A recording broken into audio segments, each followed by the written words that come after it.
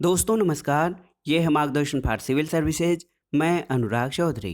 दोस्तों आज की वीडियो में प्रस्तुत है आधुनिक भारत के इतिहास से संबंधित महत्वपूर्ण प्रश्नों का भाग 8, जिसमें आज हम भारत के बाहर क्रांतिकारी आंदोलन और 20वीं शताब्दी के प्रमुख भारतीय राष्ट्रीय आंदोलनों के बारे में पढ़ेंगे। ये वीडियो टीजीटी पीजीटी इतिहास, गवर्नमेंट इंटर कॉलेज प्रवक्ता, गवर्नमेंट डिग्री कॉलेज, उच्चतर शिक्षा असिस्टेंट प्रोफेसर, केंद्रीय विद्यालय संगठन और नेट जेआरएफ इतिहास के साथ साथ सामान्य अध्ययन के आधुनिक भारत खंड के लिए भी बहुत ही उपयोगी है। तो आइए शुरू करते हैं आज का वीडियो, आधुनिक भारत के इतिहास का भाग 8।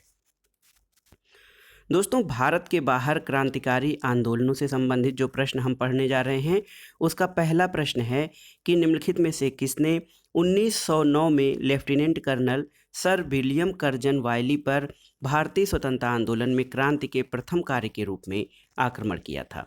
ऑप्शन है आपके मदन लाल धिंगरा, हरदयाल, ऊधम सिंह या रोशन सिंह। तो सही उत्तर है दोस्तों मदन लाल धिंगरा। दोस्तों लंदन में सर कर्जन वायली या विली को वर्ष 1909 में एम.एल. धिंगरा ने गोली मार दी थी। अगला प्रश्न देखते हैं, गदर आंदोलन के शुरू होने का सबसे महत्वपूर्ण कारण क्या था, आपको बताना है। तो सही उत्तर है प्रथम विश्व युद्ध का प्रारंभ।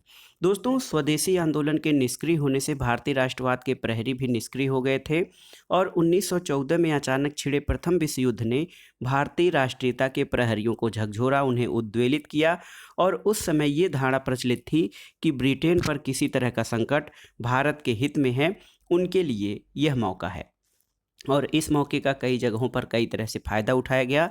उत्तरी अमेरिका में गदर क्रांतिकारियों और भारत में लोकमान्य तिलक, एनी बेसेंट और उनके स्वदेशी संगठनों ने इस मौके का लाभ उठाया और गदर क्रांतिकारियों ने सशस्त्र संघर्ष के माध्यम से अंग्रेजी हुकूमत को उखाड़ फेंकने का प्रयास किया था।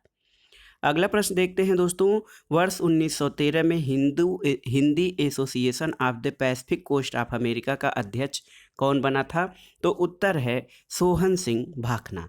दोस्तों वर्ष 1913 में Sohan Singh Bhakhna Hindustan association of the Pacific coast नामक संस्था की उन्होंने स्थापना की और इस संस्था ने गदर नामक एक अखबार निकाला, जिससे इस संस्था का नाम भी गदर पार्टी पड़ गया।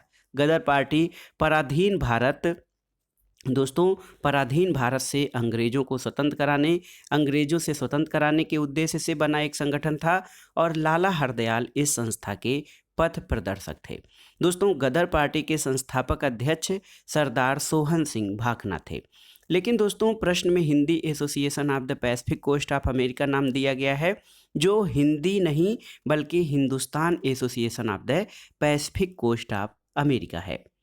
अगला प्रश्न देखते हैं कि किस नेता ने पंचायती राज व्यवस्था को पुनर्जीवित करने के प्रस्ताव का प्रबल समर्थन किया था? तो सही उत्तर है बाबा साहब डॉक्टर भीमराव अंबेडकर ने पंचायती राज व्यवस्था को पुनः जीवित करने के प्रस्ताव का प्रबल समर्थन किया था। दोस्तों पंचायती राज व्यवस्था को बेहतर बनाए रखने के लिए उन्होंने विकेंद्रीकरण पर बल दिया और गांव तक समावेशी विकास की योजनाएं लागू करने का पक्ष लिया था। अगला प्रश्न देखते हैं दोस्तों, सर माइकल ओ डायर को किसने मारा था? तो सही उत्तर है सरदार ऊधम सिंह। दोस्तों मार्च 1940 में पंजाब के क्रांतिकारी नेता ऊधम सिंह ने जलियांवाला बाग के नरसंहार का बदला लेने के लिए इस हत्याकांड के समय पंजाब के गवर्नर रहे सर माइकल ओ डायर की लंदन में हत्या कर दी थी, जिसके लिए उन्हें गिरफ्तार करके मृत्युदंड दे दिया गया था। तो सही उत्तर है माइकल ओ डायर को सरदार ऊधम सिंह ने गोली मारा था। अगला प्रश्न है सर्कुलर एक आज़ादी, ये परिपत्र किससे संबंधित है? तो सही उत्तर है दोस्तों सर्कुलर ए आज़ादी, जिसको कि आज़ादी का परिपत्र कहा जाता है, ये रामनाथपुरी से संबंधित है। 1907 में कनाडा में रामनाथपुरी निर्वासित जीवन व्यतीत करते हुए सर्कुलर ए आज़ादी बांटा और उसमें स्वदेशी आंदोलन का समर्थन किया गया था। तो याद रखिएगा सर्कुलर ए आज़ादी रामनाथपुरी से संबंधित है। अगला प्रश्न है दोस्तों, गदर पार्टी को पहले किस नाम से जाना जाता था? तो उत्तर है Hindustan association of the Pacific coast. 1913 में सोहन सिंह भाखना ने Hindustan association of the Pacific coast नामक संस्था की स्थापना की और इस संस्था ने गदर नामक अखबार निकाला, जिससे इस संस्था का नाम भी गदर पार्टी पड़ गया था। एक प्रश्न देखिए दोहराया है कि लंदन में करजन वायली को 1907 में किसने गोली मारी थी? तो आप जानते हैं मदन लाल धिंगरा। दोस्तों मदन लाल धिंगरा ने कर्नल वायली को 1907 में गोली मारी थी। अगला प्रश्न देखिए कई बार पूछा है परीक्षाओं में, गदर पार्टी का संस्थापक कौन था? तो आप जानते हैं लाला हरदयाल। देखिए गदर पार्टी या Hindustan association of the Pacific coast की स्थापना सोहन सिंह भाकना ने की थी। लेकिन देखिए इसके संस्थापक 1 नवंबर 1913 को अमेरिका के सैन फ्रांसिस्को नगर में गदर पार्टी की स्थापना की गई थी, जिसके संस्थापक लाला हरदयाल थे, जबकि इस पार्टी के अध्यक्ष सोहन सिंह भाकना थे। दोस्तों गदर पार्टी ने एक महत्वपूर्ण गदर पत्र का प्रकाशन किया था। ये पत्रिका उर्दू, मराठी, पंजाबी और अंग्रेजी में प्रकाशित होती थी और गदर पार्टी की स्थापना का उद्देश्य भारत में लोकतांत्रिक राज्य की स्थापना करना था। अगला प्रश्न है हिंदुस्तान गदर पार्टी की स्थापना के बाद निम्नलिखित में से किसे इसका अध्यक्ष नियुक्त किया गया था? तो सही उत्तर है दोस्तों, देखिए हिंदुस्तान गदर पार्टी की स्थापना के बाद देखिए बाबा सोहन सिंह भाकना को इसका अध्यक्ष नियुक्त किया गया था।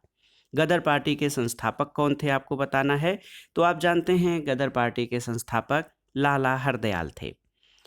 ये प्रश्न कई बार पूछा गया है कि अमेरिका में गदर पार्टी की स्थापना किसने की? तो याद रखिएगा अमेरिका के सैन फ्रांसिस्को में 1913 में गदर पार्टी की स्थापना दोस्तों देखिए 1 नवंबर 1913 को अमेरिका के सैन फ्रांसिस्को में गदर पार्टी की स्थापना लाला हरदयाल द्वारा की गई थी।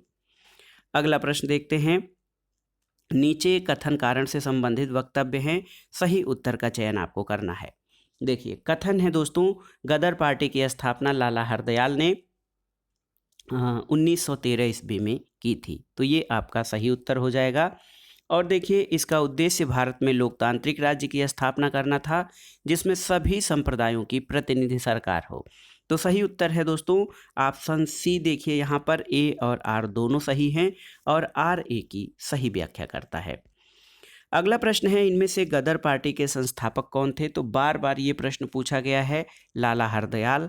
और लंदन में इंडियन होम रूल सोसाइटी बहुत ही महत्वपूर्ण संगठन था दोस्तों, भारत के बाहर स्वतंत्रता के लिए प्रयास करने वाले संगठनों में लंदन में इंडियन होम रूल सोसाइटी को किसने प्रारंभ किया था? तो उत्तर है दोस्तों श्यामजी कृष्ण वर्मा।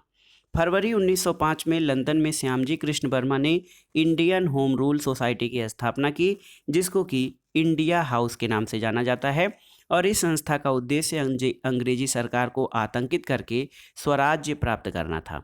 दोस्तों यहाँ से एक पत्र सोशियोलॉजिस्ट का प्रकाशन किया गया था और सरकारी तंत्र जो है लंदन में विशेष सक्रिय हो गया था। इसके कारण श्याम जी वहाँ से पेरिस और बाद में जेनेवा चले गए थे। अगला प्रश्न है, इंडियन सोशियोलॉजिस्ट की शुरुआत हुई थी? तो सही उत्तर है श्याम जी कृष्ण वर्मा के द्वारा। तो याद रखिएगा ऑप्शन डी आपका सही है, श्याम जी कृष्ण वर्मा। इनकी संस्था थी इंडिया हाउस या इंडियन होम रूल सोसाइटी। इस संस्था के द्वारा सोशियोलॉजिस्ट पत्रिका का जो है प्रकाशन किया गया था। अगला प्रश्न है, 1907 के द्वितीय इंटरनेशनल की स्टुटगार्ट कांग्रेस में स्वतंत्र भारत का झंडा किसने फहराया था? तो उत्तर है दोस्तों मैडम कामा। दोस्तों 1907 के द्वितीय इंटरनेशनल की स्टुटगार्ट कांग्रेस में स्वतंत्र भारत का झंडा madam Bhikaji Cama Rustam R K Cama ने फैलाया था, जिनका नाम भीकाजी रुस्तम के आर कामा था। दोस्तों मैडम कामा के बारे में कुछ महत्वपूर्ण तथ्य जान लेते हैं। देखिए मैडम कामा को मदर ऑफ इंडियन रिवॉल्यूशन कहा जाता है और ये महाराष्ट्र के पारसी परिवार से संबंधित थीं और श्याम जी कृष्ण वर्मा की सहयोगी थीं। स्टुटगार्ट जो कि जर्मनी में है, वहाँ पे मैडम कामा ने हरा, पीला और लाल राष्ट्रीय तिरंगा ध्वज फहराया था। अगला प्रश्न देखिए एक बार फिर से पूछा है कि निम्नलिखित में से कौन स्टुटगार्ट में आयोजित अंतर्राष्ट्रीय कांग्रेस में सम्मिलित हुआ और वहां भारतीयों के तिरंगे झंडे को फहराया था? तो उत्तर आपका सही उत्तर है मैडम भीकाजी कामा ने। अगला प्रश्न दोस्तों, सन 1915 में काबुल में गठित अंतरिम सरकार का राष्ट्रपति कौन था? तो सही उत्तर है महेंद्र प्रताप। दोस्तों 1915 में काबुल में एक अंतरिम सरकार गठित की गई थी जिसके राष्ट्रपति राजा महेंद्र प्रताप थे। राजा महेंद्र प्रताप ने दोस्तों अपने सहयोगी बरकतुल्ला के साथ 1915 में काबुल में भारत की प्रथम अस्थायी सरकार का गठन किया था और इस सरकार के प्रधानमंत्री बरकतुल्ला थे। इस सरकार को जर्मनी और रूस ने मान्यता भी दी थी। अगला प्रश्न देखते हैं, आज़ाद हिंद फौज की स्थापना कहाँ की गई थी? तो सही उत्तर है सिंगापुर। दोस्तों, आज़ाद हिंद फौज का गठन 4 जुलाई 1943 को सुभाष चंद्र बोस के नेतृत्व में किया गया था और इस फौज का गठन सिंगापुर द्वीप पर किया गया था। लेकिन सिंगापुर द्वीप तब ब्रिटिश मलय प्रांत का अंग था और ब्रिटिश मलय में शामिल 3 भाग थे: फेडरेटेड मलय, अनफेडरेटेड मलय और स्ट्रेटस सेटलमेंट। दोस्तों, तृतीय यानी स्ट्रेटस सेटलमेंट के अंतर्गत 4 अलग अलग क्षेत्रों को जोड़ा गया था: मलक्का, डीडिंग, पेनांग और सिंगापुर। तो अगस्त 1963 में स्वतंत्रता की घोषणा, 16 सितंबर 1963 को मलेशिया का ये अंग बना था सिंगापुर और 9 अगस्त 1965 को मलेशिया की संसद के एक प्रस्ताव द्वारा इसे मलेशिया संघ से अलग कर दिया था और 1965 में दोस्तों सिंगापुर एक स्वतंत्र देश बना और जब सिंगापुर में आज़ाद हिंद फौज का गठन हुआ तब वो मलय का हिस्सा था, लेकिन वर्तमान में वो सिंगापुर कहा जाता है। तो सही उत्तर है आज़ाद हिंद फौज का गठन दोस्तों सिंगापुर में किया गया था। देखिए, यही प्रश्न एक बार फिर से पूछा है कि आज़ाद हिंद फौज का गठन नेताजी सुभाष चंद्र बोस द्वारा कहाँ किया गया? तो आप जानते हैं सिंगापुर में। और अगला प्रश्न है, किसने इंडियन नेशनल आर्मी का गठन किया था? तो उत्तर है रास बिहारी बोस ने। दोस्तों, द्वितीय विश्व युद्ध के दौरान 1942 में भारत को अंग्रेजों के कब्जे से स्वतंत्र कराने के लिए आज़ाद हिंद फौज या इंडियन नेशनल आर्मी के नाम से सशस्त्र सेना का गठन किया गया था और इसकी संरचना रास बिहारी बोस ने की थी जापान के सहयोग से। बाद में 4 जुलाई 1943 को रास बिहारी बोस ने इसका नेतृत्व नेताजी सुभाष चंद्र बोस को सौंप दिया था। दोस्तों, 21 अक्टूबर 1943 को सुभाष चंद्र बोस ने आज़ाद हिंद फौज के सर्वोच्च सेनापति की हैसियत से सिंगापुर में स्वतंत्र भारत की अस्थायी सरकार की स्थापना की और यहीं पर सुभाष चंद्र बोस ने दिल्ली चलो और तुम मुझे खून दो, मैं तुम्हें आज़ादी दूंगा का नारा दिया था। तो प्रश्न ये है कि सुभाष चंद्र बोस ने आज़ाद हिंद फौज की कमान कब संभाली थी? तो आप जानते हैं 1943 में। अगला प्रश्न है, 1943 में सुभाष चंद्र बोस ने स्वतंत्र भारत की सरकार का गठन कहाँ किया था? तो ये सिंगापुर में गठन किया था दोस्तों। अब आइए देखते हैं 20वीं शताब्दी के राष्ट्रीय आंदोलनों से संबंधित महत्वपूर्ण प्रश्नों को। देखिए, पहला प्रश्न है दोस्तों, किसकी अध्यक्षता वाली कांग्रेस अधिवेशन में असहयोग आंदोलन यानी नॉन कोऑपरेशन मूवमेंट का प्रस्ताव पारित हुआ था? तो सही उत्तर है उस समय कांग्रेस के अध्यक्ष लाला लाजपत राय थे। देखिए, 1920 में लाला लाजपत राय की अध्यक्षता में कलकत्ता में हुए भारतीय राष्ट्रीय कांग्रेस के विशेष अधिवेशन में महात्मा गांधी की प्रेरणा से असहयोग आंदोलन का प्रस्ताव पारित किया गया और दिसंबर 1920 में नागपुर में हुए कांग्रेस के वार्षिक अधिवेशन में इसकी पुष्टि की गई थी। अगला प्रश्न दोस्तों, पाकिस्तान का विचार किसके द्वारा प्रशस्त किया गया था? ऑप्शन देख लेते हैं, मोहम्मद इकबाल द्वारा, जिन्ना द्वारा, लियाकत अली या शौकत अली। तो सही उत्तर है दोस्तों मोहम्मद इकबाल के द्वारा। दोस्तों, प्रायः कवि और राजनीतिक चिंतक मोहम्मद इकबाल को मुसलमानों के लिए पृथक राष्ट्र के विचार का प्रवर्तक माना जाता है। सर्व इस्लाम यानी पैन इस्लाम की भावना से प्रेरित होकर इकबाल ने 1930 के अखिल भारतीय मुस्लिम लीग के इलाहाबाद अधिवेशन में कहा था कि यदि यह सिद्धांत स्वीकार कर लिया जाता है कि भारतीय मुसलमानों को अपने देश में अपनी संस्कृति और परंपराओं के पूर्ण और स्वतंत्र विकास का अधिकार है, तो मेरी इच्छा ये होगी कि पंजाब, उत्तरी पश्चिमी सीमा प्रांत, सिंध और बलूचिस्तान को मिलाकर एक पृथक राज्य बना दिया जाए। दोस्तों, लेकिन भारतीय मुस्लिम राज्य का गठन मुझे कम से कम उत्तरी पश्चिमी भारत में मुसलमानों का अंतिम लक्ष्य प्रतीत होता है, ये मोहम्मद इकबाल द्वारा कहा गया था। लेकिन महत्वपूर्ण बात यह है दोस्तों कि भारतीय मुसलमानों के लिए पृथक राज्य पाकिस्तान शब्द का सबसे पहले प्रयोग 1933 में कैम्ब्रिज यूनिवर्सिटी के छात्र रहमत अली ने अपने पत्र नाउ आर नेवर में प्रस्तुत किया था। तो याद रखिए, पाकिस्तान का विचार सबसे पहले मोहम्मद इकबाल द्वारा प्रस्तुत किया गया था लेकिन यदि पाकिस्तान शब्द का प्रयोग किया जाए तो पृथक राज्य पाकिस्तान के विचार का प्रयोग सर्वप्रथम 1933 में कैम्ब्रिज यूनिवर्सिटी के छात्र रहमत अली ने अपने पत्र नाउ आर नेबर में किया था। अगला प्रश्न है दोस्तों, 20 अगस्त 1917 में मॉन्टेग्यू द्वारा अपनी प्रसिद्ध घोषणा में निम्नलिखित में से कौन सा कारक नहीं था? तो ऑप्शन है भारतीय राष्ट्रीय आंदोलन को संविधान के दायरे में रखना, उस समय जारी युद्ध में भारतीय सहायता की बड़ी आवश्यकता थी, भारतीय राष्ट्रीय कांग्रेस और मुस्लिम लीग की एकता को भंग करना, और मेसोपोटामिया इंक्वायरी आयोग के द्वारा भारतीय सरकार पर कठोर अभियोग लगाना।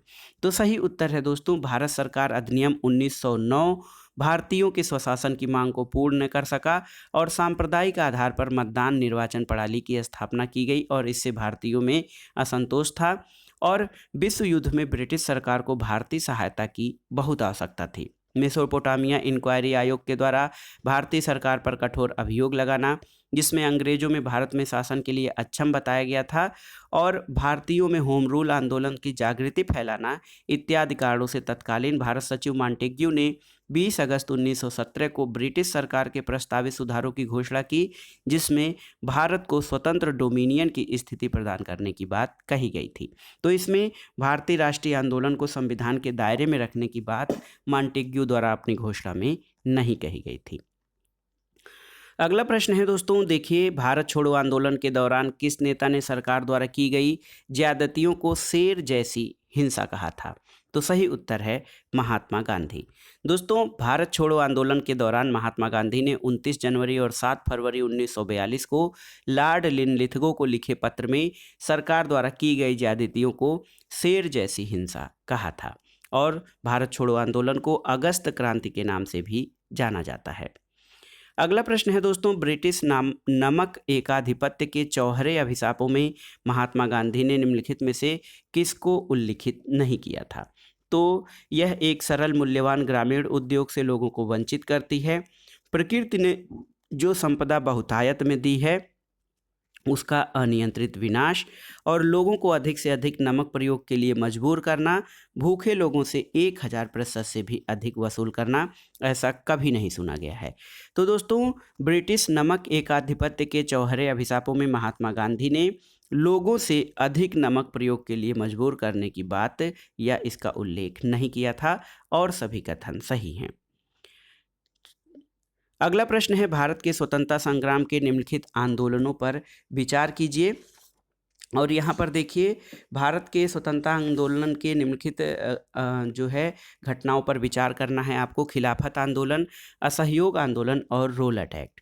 तो देखिए खिलाफत आंदोलन दोस्तों ये आपका 1919-20 का है, तो याद रखिए 1919-20 में।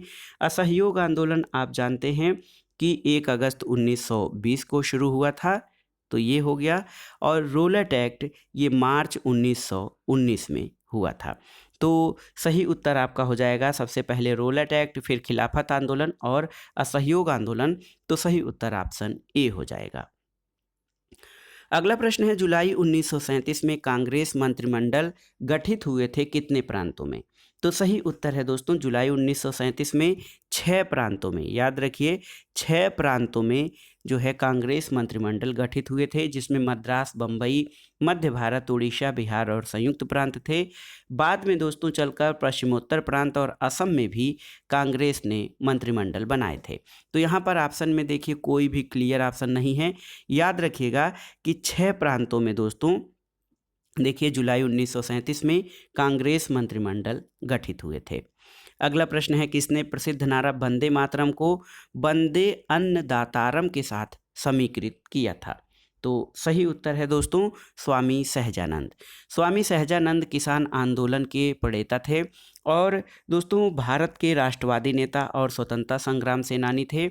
वे भारत में किसान आंदोलन के जनक भी माने जाते हैं और दोस्तों उनके राजनीतिक जीवन की गतिविधियां बिहार में अधिक संचालित थी और उन्होंने वंदे मातरम को वंदे अन्नदातारम के साथ जोड़ा था। अगला प्रश्न देखते हैं, 1938 में पारित ट्रेड डिस्प्यूट्स एक्ट का संबंध किससे है?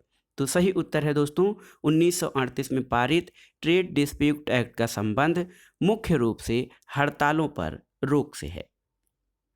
अगला प्रश्न है, निम्न जाति आंदोलन वाल्मीकि आंदोलन का प्रमुख केंद्र कहाँ था, आपको बताना है।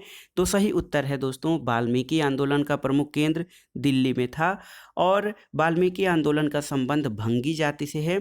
1926 में प्रथम वाल्मीकि सभा का आयोजन दिल्ली में किया गया था।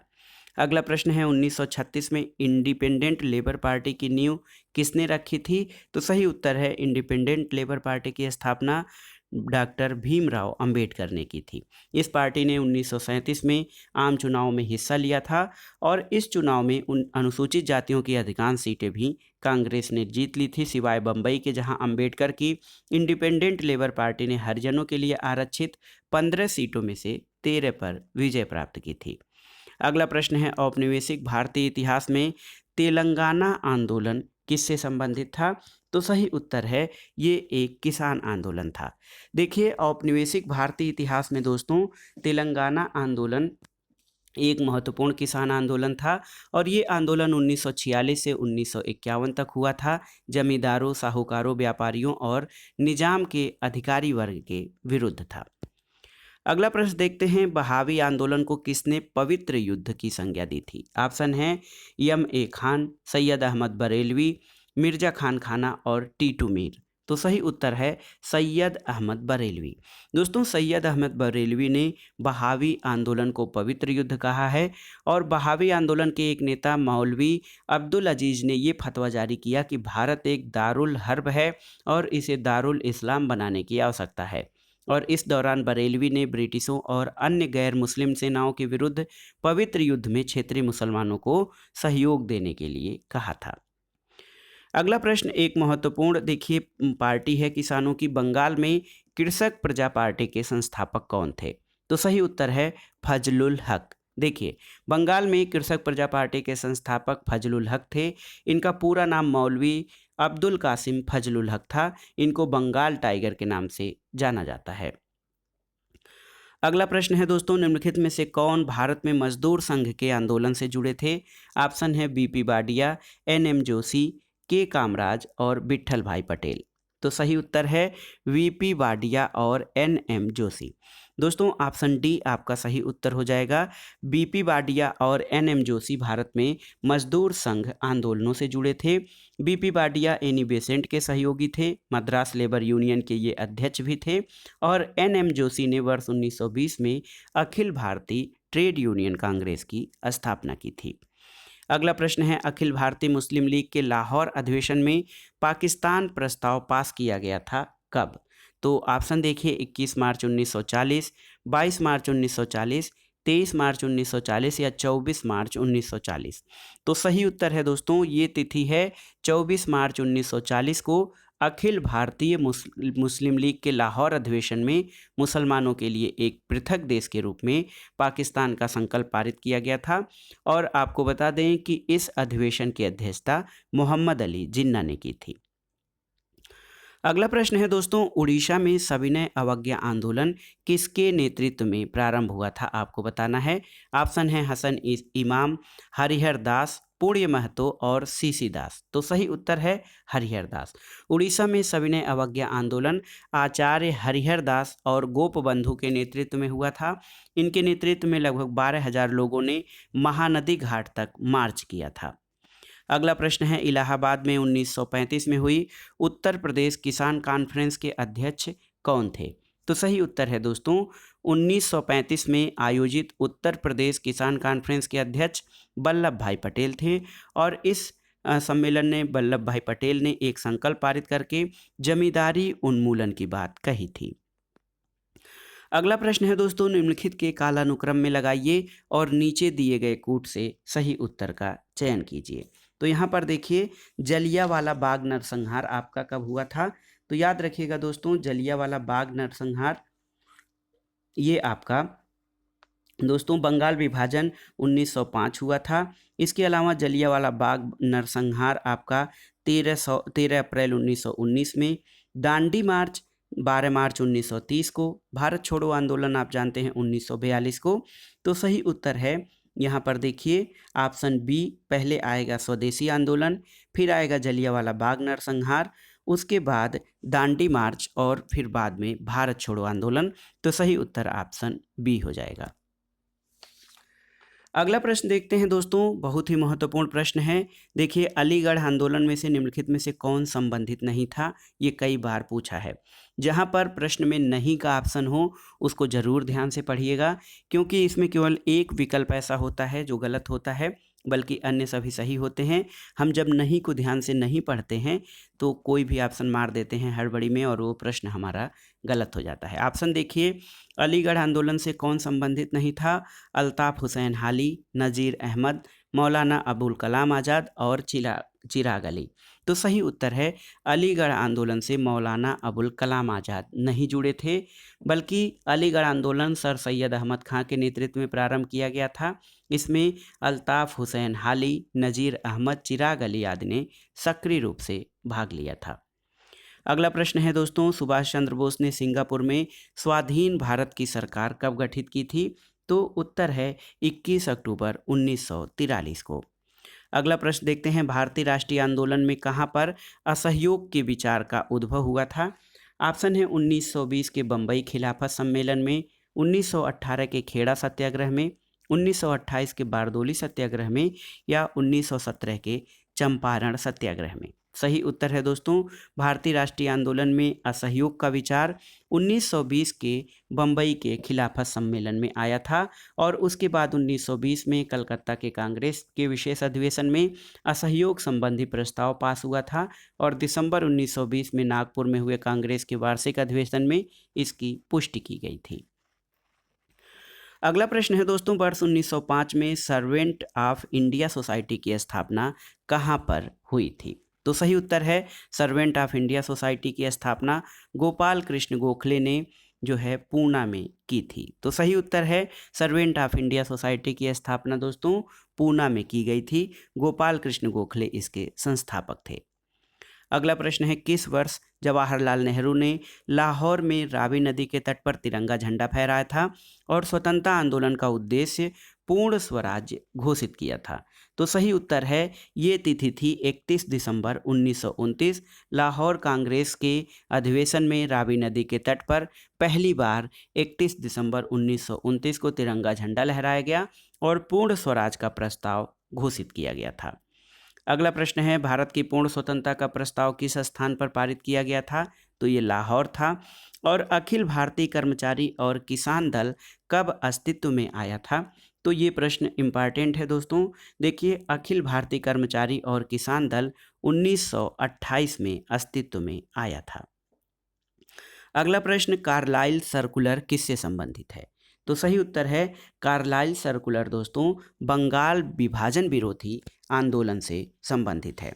और देखिए, लॉर्ड कर्जन ने 19 जुलाई 1905 को बंगाल का विभाजन की घोषणा की, जिसका परिणाम ये हुआ कि 7 अगस्त 1905 को कलकत्ता के टाउन हॉल में स्वदेशी आंदोलन की घोषणा की गई। लॉर्ड कर्जन ने अक्टूबर 1905 में कार्लाइल सर्कुलर जैसे कदम उठाए, जिसके तहत जिला कलेक्टरों को आदेश दिया कि कॉलेज के छात्र यदि आंदोलन में भाग लेते हैं तो उनकी सहायता राशि बंद कर दी जाएगी।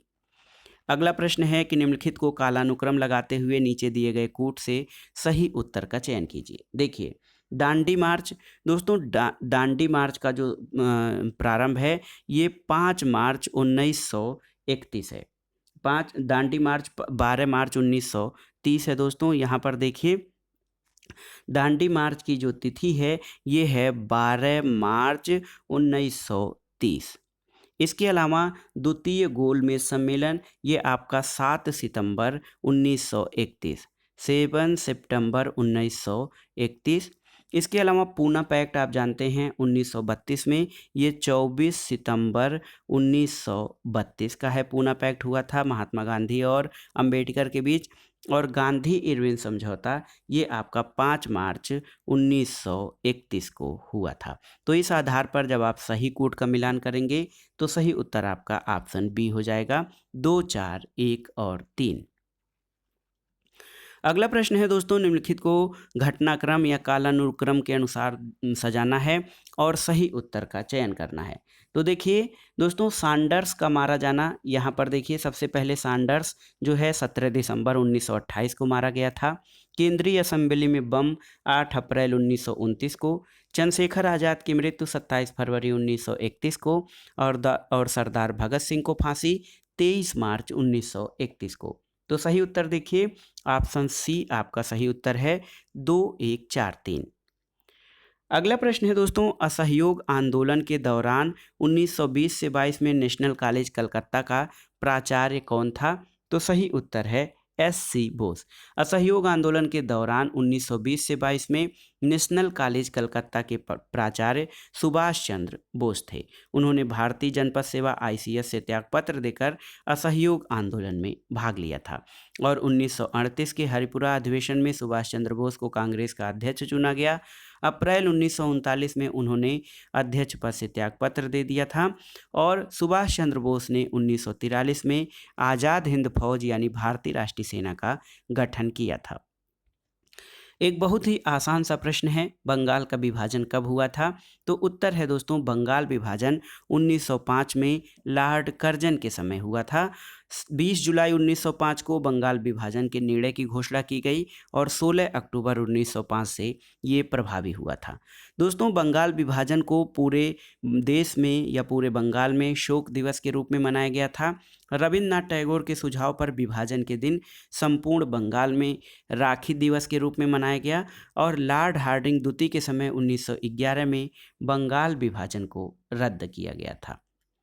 अगला प्रश्न है, बंगाल विभाजन के दिन को राखी दिवस के रूप में मनाने का आह्वान किसने किया था?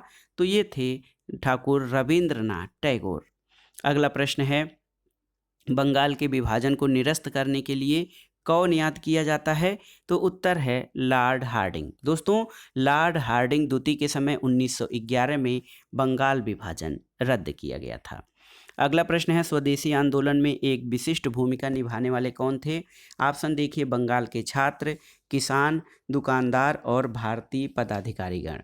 तो सही उत्तर है दोस्तों देखिए बंगाल के छात्र जो थे ये स्वदेशी आंदोलन में महत्वपूर्ण भूमिका निभाने वाले लोग थे और इसमें जो है 7 अगस्त 1905 को कलकत्ता के टाउन हॉल में स्वदेशी आंदोलन की मुख्य भूमिका बंगाल के छात्रों की रही थी।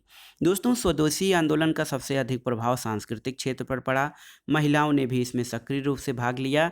ये आंदोलन बंगाल के किसानों को प्रभावित नहीं कर सका और शहरों के उच्च और मध्यम वर्ग तक ही सीमित था। अगला प्रश्न है, किसने हाथ से बुने हुए खादी के वस्त्र पहनकर शाही दरबार 1877 में भाग लिया था? तो सही उत्तर है GV जोशी, यानी गणेश वासुदेव जोशी ने खादी वस्त्र पहनकर शाही दरबार 1877 में भाग लिया था। दोस्तों गणेश वासुदेव जोशी महाराष्ट्र के समाज सुधारक और सामाजिक कार्यकर्ता थे। उनके द्वारा किए गए सार्वजनिक कार्यों के कारण उनको सार्वजनिक काका कहा जाता था। दोस्तों 1877 में आयोजित शाही दरबार में उनको आमंत्रित किया गया, जिसमें उन्होंने स्वयं द्वारा बुने हुए खादी के वस्त्र पहनकर शाही दरबार में भाग लिया था। तो याद रखिएगा गणेश वासुदेव जोशी। अगला प्रश्न है, बंगाल विभाजन को रद्द कब किया गया था? तो ये वर्ष है 1911 में। और दोस्तों यहाँ पर बंगाल विभाजन को कब समाप्त किया गया था? तो ये भी प्रश्न कई बार पूछा है, याद रखिएगा बंगाल विभाजन 1905 में और इसको रद्द किया गया था 1911 में। अगला प्रश्न है, कौन सा कथन स्वतंत्रता संघर्ष के संबंध में असत्य है? तो ऑप्शन देखिए, 1905 में बंगाल का विभाजन हुआ, सही है। 1907 में मुस्लिम लीग का गठन हुआ, ये सही नहीं है। मार्लियामेंटो सुधारों द्वारा मुस्लिमों को स्वतंत्र चुनाव अधिकार मिले, सही है। और उपर्युक्त सभी। तो दोस्तों यहाँ पर जो असत्य कथन है वो है 1907 में मुस्लिम लीग का गठन, क्योंकि मुस्लिम लीग का गठन 30 दिसंबर 1906 को ढाका के नवाब सलीमुल्लाह खां के निमंत्रण पर नवाब वकारुल मुल्क जो है इसके अध्यक्ष थे और इसी सम्मेलन में यानी 1906 में अखिल भारतीय मुस्लिम लीग का गठन हुआ था। दोस्तों लीग का संविधान 1907 में कराची में बना और इसका प्रथम अधिवेशन 1908 में अमृतसर में हुआ था। 1908 में आगा खां को मुस्लिम लीग का अध्यक्ष बनाया गया था। अगला प्रश्न है दोस्तों, ब्रिटिश इंडियन एसोसिएशन की स्थापना 1851 में किसने की थी? तो सही उत्तर है राधाकांत देव। दोस्तों राधाकांत देव ने 1851 में ब्रिटिश इंडिया एसोसिएशन की स्थापना की थी और वो इसके पहले अध्यक्ष थे और देवेंद्र नाथ टैगोर पहले सचिव थे।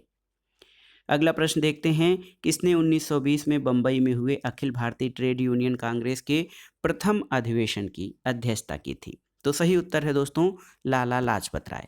भारत में ट्रेड यूनियन कांग्रेस जो है अखिल भारतीय ट्रेड यूनियन कांग्रेस की स्थापना एनएम जोशी द्वारा 21 अक्टूबर जो है 31 अक्टूबर 1920 को बंबई में की गई थी। इसकी स्थापना का कारण 1919 में अंतर्राष्ट्रीय श्रम संगठन की स्थापना था, इसलिए भारतीय श्रमिक संगठनों ने आपस में संगठित होने का फैसला किया।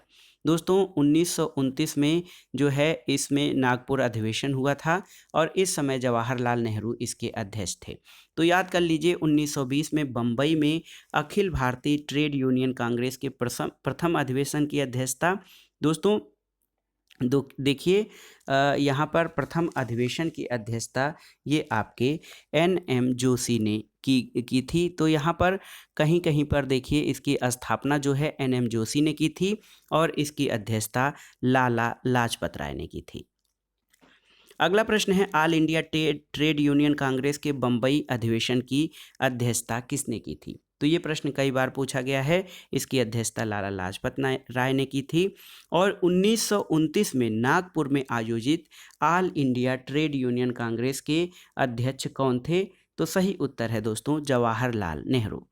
दोस्तों 1929 में नागपुर अधिवेशन हुआ था किसका? देखिए लाला लाजपत राय तो जो पहले all India trade union Congress थी उसके जो लाला लाजपत राय दोस्तों all India trade union Congress के अध्यक्ष थे। देखिए दोस्तों इसका जो विभाजन हो गया था all India trade union Congress संगठन का पहला विभाजन 1929 में नागपुर अधिवेशन में हुआ था और 1929 में जो जवाहरलाल नेहरू थे इसके अध्यक्ष थे। अगला प्रश्न बहुत ही महत्वपूर्ण है, कांग्रेस समाजवादी पार्टी का प्रथम सम्मेलन कब हुआ था? ऑप्शन देखिए अक्टूबर 1934, अप्रैल 1934, मई 1936 या जून 1940। तो सही उत्तर है दोस्तों अक्टूबर 1934। कांग्रेस समाजवादी पार्टी का प्रथम सम्मेलन अक्टूबर 1934 में बंबई में हुआ था और इस सम्मेलन में पार्टी का संविधान और कार्यक्रम निश्चित हुआ। कांग्रेस समाजवादी दल के प्रमुख नेता जयप्रकाश नारायण, आचार्य नरेंद्र देव और मीनू मसानी थे। अगला प्रश्न है, लंदन में द्वितीय गोलमेज सम्मेलन के आयोजन का केंद्र क्या था? आपको बताना है। तो सही उत्तर है द्वितीय गोलमेज सम्मेलन का आयोजन लंदन के सेंट जेम्स पैलेस में हुआ था। तो याद रखिएगा सेंट जेम्स पैलेस में द्वितीय गोलमेज सम्मेलन आयोजित हुआ था। ये 7 सितंबर 1931 से 1 दिसंबर 1931 तक चला। दोस्तों इस सम्मेलन में महात्मा गांधी ने एकमात्र कांग्रेस के प्रतिनिधि के रूप में हिस्सा लिया। इसके अलावा सरोजनी नायडू और मदन मोहन मालवीय ने भी इस सम्मेलन में हिस्सा लिया था। दोस्तों द्वितीय गोलमेज सम्मेलन से कुछ महत्वपूर्ण तथ्यों को देख लेते हैं। गांधी जी एस राजपुताना नामक जलपोत से लंदन पहुंचे और लंदन के किंग्सले हॉल में ठहरे थे।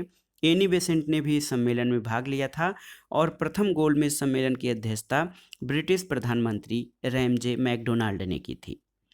अगला प्रश्न दोस्तों बहुत ही महत्वपूर्ण है, बंबई में नौसैनिक विद्रोह कब हुआ था? आपको बताना है। तो सही उत्तर है फरवरी 1946 में। दोस्तों रॉयल इंडियन नेवी के विद्रोह की शुरुआत 18 फरवरी 1946 को हुई थी और बंबई में HMS तलवार के 1100 नाविकों ने नस्लवादी भेदभाव और खराब भोजन के प्रतिवाद में हड़ताल किया था। 19 फरवरी को कराची के नाविकों ने भी हड़ताल की थी।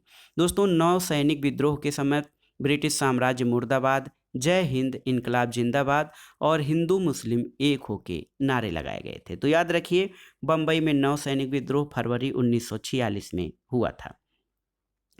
अगला प्रश्न है, निम्नलिखित में से किसको भगत सिंह के साथ फांसी नहीं हुई थी? ऑप्शन है शिवराम, राजगुरु, सुखदेव या जतिन दास। तो सही उत्तर है जतिन दास। दोस्तों जतिन दास लाहौर षड्यंत्र केस के अंतर्गत गिरफ्तार हुए और जेल में राजनीतिक बंदी का दर्जा प्राप्त करने के लिए इन्होंने भूख हड़ताल की और 64 दिन की भूख हड़ताल के बाद सितंबर 1929 में उनकी मृत्यु हो गई थी। दोस्तों इनकी मृत्यु भूख हड़ताल से हुई थी, न कि भगत सिंह के साथ फांसी देने से। दोस्तों भगत सिंह राजगुरु, इनका राजगुरु का पूरा नाम शिवराम हरि राजगुरु था और सुखदेव, इनका पूरा नाम सुखदेव थापर था। दोस्तों भगत सिंह राजगुरु और सुखदेव को 23 मार्च 1931 को फांसी दी गई थी। बटुकेश्वर दत्त को काला पानी की सजा दी गई थी, सेलुलर जेल भेज दिया गया था और सूर्यसेन क्रांतिकारी रहे चिटगांव केस में, इनको 1934 में फांसी दी गई थी। अगला प्रश्न है, जेल में अनशन करते हुए किस स्वतंत्रता संग्राम सेनानी की मृत्यु हुई थी, आपको बताना है। तो सही उत्तर है दोस्तों जतिन दास। अगला प्रश्न है, कपिल राज सम्मेलन का संबंध किस आंदोलन से है। तो सही उत्तर है कलिप राज सम्मेलन का संबंध बारदोली सत्याग्रह से है और बारदोली सत्याग्रह 1928 ईस्वी।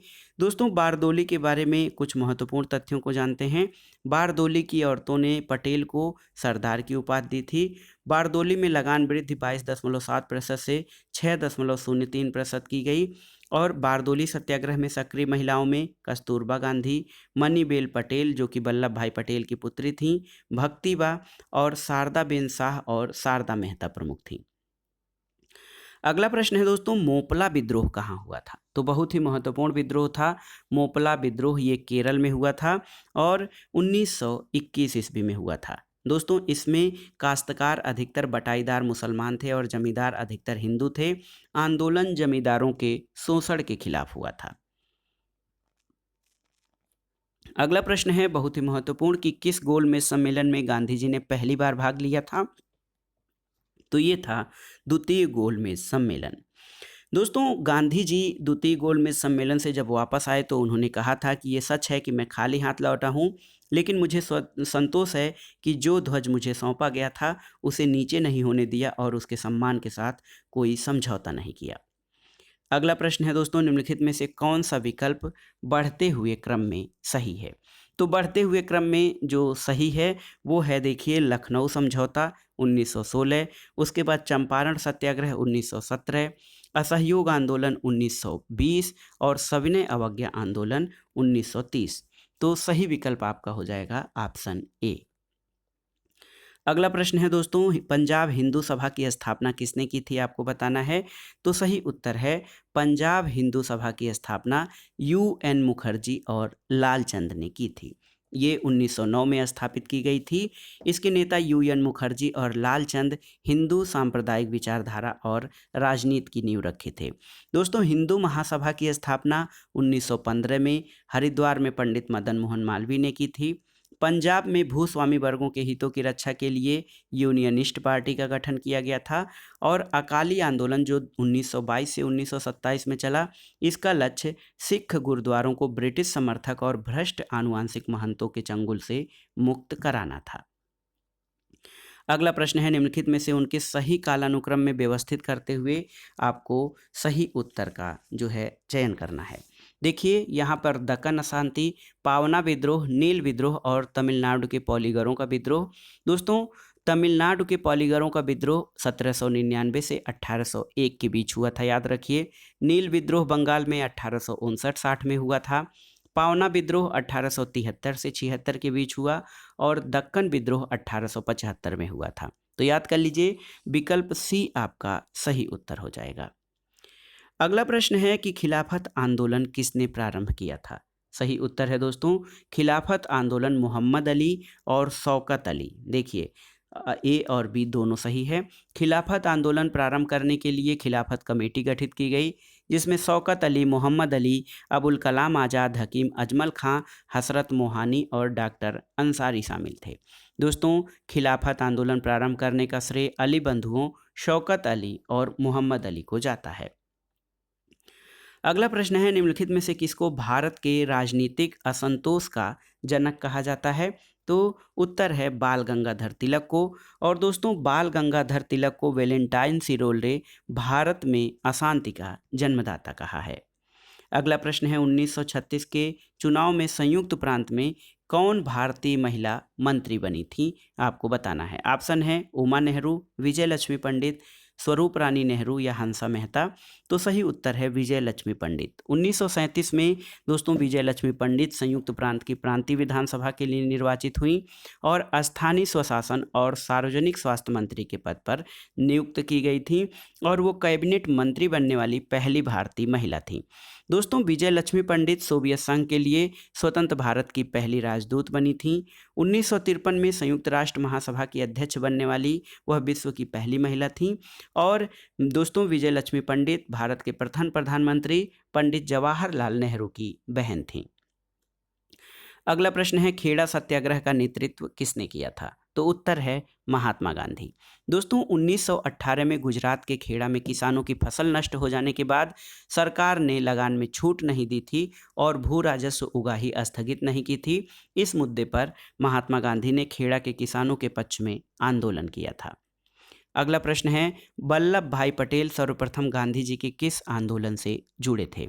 तो सही उत्तर है 1918 में गुजरात में खेड़ा किसानों के साथ आंदोलन में जो है इस आंदोलन में वल्लभ भाई पटेल महात्मा गांधी से जुड़े थे। तो याद रखिएगा खेड़ा आंदोलन में वल्लभ भाई पटेल गांधी जी से जुड़े थे। अगला प्रश्न है किसने कहा था कि हिंदू और मुसलमान भारत की दो आंखें हैं? तो सही उत्तर है दोस्तों sir Syed Ahmed Khan. Option A आपका सही है।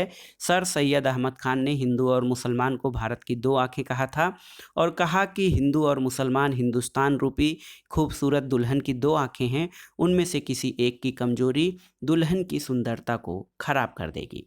दोस्तों सर सैयद अहमद खान ने एक पत्रिका तहजीब उल अखलाक यानी सभ्यता और नैतिकता फारसी भाषा में निकाली थी।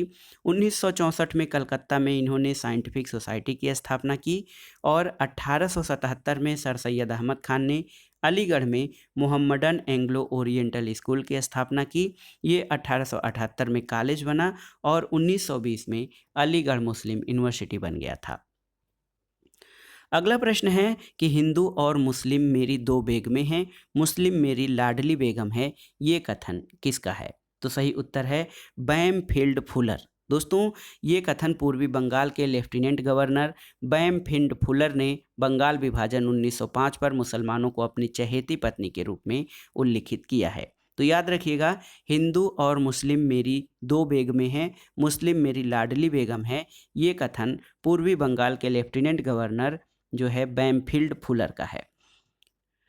अगला प्रश्न है दोस्तों असहयोग आंदोलन के समय किस नेता ने अपनी अति समृद्ध वकालत छोड़ी थी? तो सही उत्तर है दोस्तों मोतीलाल नेहरू और वल्लभ भाई पटेल। देखिए मोतीलाल नेहरू और वल्लभ भाई पटेल ने 1 अगस्त 1920 को प्रारंभ किए गए असहयोग आंदोलन में दोस्तों इस दौरान ही मोतीलाल नेहरू, लाला लाजपत राय, सरदार वल्लभ भाई पटेल, जवाहरलाल नेहरू और राजेंद्र प्रसाद ने न्यायालय का बहिष्कार करके जो है आंदोलन में भागीदारी की थी। तो दोस्तों मोतीलाल नेहरू और वल्लभ भाई पटेल दोनों ही थे जिन्होंने अपनी वकालत छोड़कर असहयोग आंदोलन में सक्रिय रूप से भूमिका निभाई थी। अगला प्रश्न है CR फार्मूला यानी राजगोपालचारी फार्मूला, इसका विरोध किसने किया था? तो सही उत्तर है मोहम्मद अली जिन्ना ने।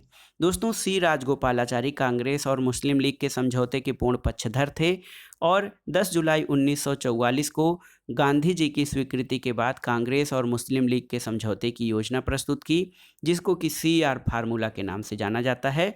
दोस्तों जिन्ना ने इस फार्मूले को अस्वीकार किया था और अपने द्विराष्ट्र के सिद्धांत पर अटल रहे थे।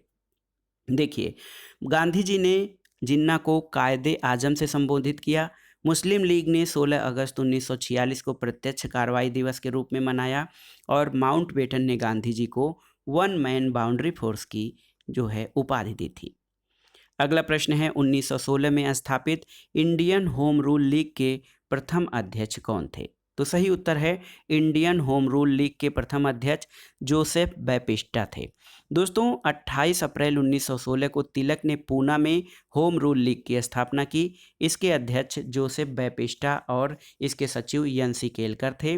दोस्तों तिलक के द्वारा स्थापित लीग के कमेटी के सदस्यों में GR खापर्डे, BS मुंजे और RP कंडरीकर चुने गए। तिलक द्वारा स्थापित लीग का प्रभाव कर्नाटक, महाराष्ट्र, मध्य प्रांत और बरार तक फैला हुआ था। अगला प्रश्न देखते हैं एनी बेसेंट ने होम रूल आंदोलन कब रोका था? तो सही उत्तर है 1917 में। देखिए, सितंबर 1916 में एनी बेसेंट ने मद्रास में Akhil Bharatiya home rule league की स्थापना की।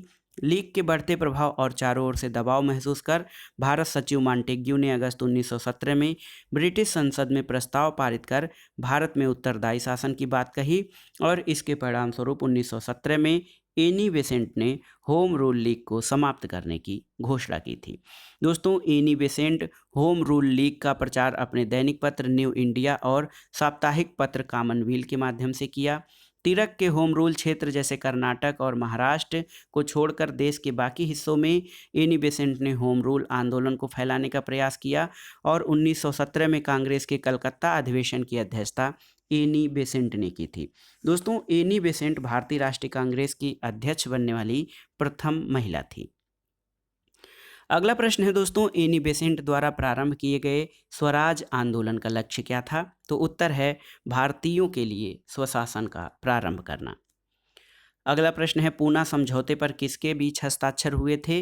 तो सही उत्तर है दोस्तों, सांप्रदायिक अधिनिर्णय के विरुद्ध गांधी जी के आमरण अनशन के बाद पूना समझौता 24 सितंबर 1932 को हस्ताक्षरित हुआ और इस समझौते पर गांधी जी के समर्थकों और बाबा साहब डॉक्टर भीमराव अंबेडकर में समझौता हुआ था। गांधी जी ने इस पर हस्ताक्षर नहीं किए थे। तो याद कर लीजिए, पूना समझौता गांधी और अंबेडकर के बीच हुआ था। इस पर गांधी जी के समर्थकों और अंबेडकर ने हस्ताक्षर किए थे। इस पर गांधी जी ने हस्ताक्षर नहीं किए थे। अगला प्रश्न है, 1932 के पूना पैक्ट से कौन प्रत्यक्षतः जो है प्रभावित हुए थे? तो सही उत्तर है दलित। अगला प्रश्न देखते हैं, 20वीं शताब्दी के प्रारंभ में किस महिला ने भारतीय राजनीतिक आंदोलन में भाग लेकर सर्वाधिक अनुप्राणित किया था? ऑप्शन है सरोजनी नायडू, कस्तूरबा गांधी, एनी बेसेंट और रमाबाई रानाडे। तो सही उत्तर है एनी बेसेंट। दोस्तों, एनी बेसेंट आयरलैंड की रहने वाली थी। 1893 में वो भारत आई और थियोसोफिकल सोसाइटी का उन्होंने पूरे भारत में प्रचार किया। इसके अलावा एनी बेसेंट ने भारतीयों को स्वशासन की मांग को लेकर 1916 में होम रूल चलाया और उन्होंने न्यू इंडिया और कॉमनवेल्थ नामक पत्रों का संपादन भी किया था। अगला प्रश्न है दोस्तों, नेहरू रिपोर्ट किसने तैयार की थी? तो सही उत्तर है नेहरू रिपोर्ट मोतीलाल नेहरू ने तैयार की थी। साइमन कमीशन 1927 के प्रत्युत्तर में नेहरू रिपोर्ट 1928 तैयार की गई थी, जिसमें भारत के नए डोमिनियन संविधान का खाका तैयार किया गया था।